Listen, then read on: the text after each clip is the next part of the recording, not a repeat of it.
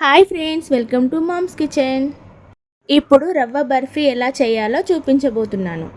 వీడియోని స్టార్ట్ చేసే ముందు ఒక లైక్ చేయండి.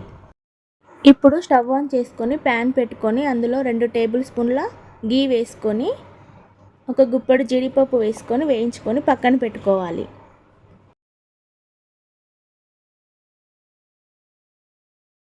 ఇప్పుడు అదే ప్యాన్లో 1 కప్పు సూజీ రవ్వ వేసుకొని వేయించుకోవాలి.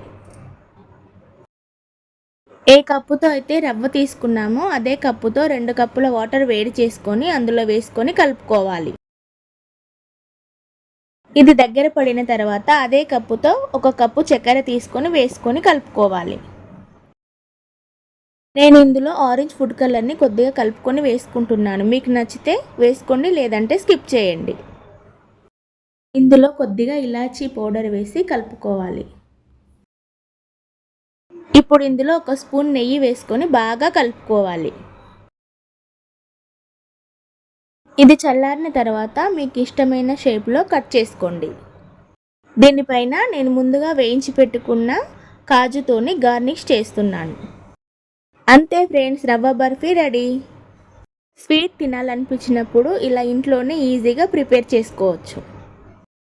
పిల్లలు కూడా చాలా ఇష్టంగా తింటారు. ఈ వీడియో కనుక మీకు నచ్చితే ఒక లైక్ చేయండి, షేర్ చేయండి. మా ఛానల్ ఇంకా సబ్స్క్రైబ్ చేసుకోకపోతే వెంటనే సబ్స్క్రైబ్ చేసుకోండి.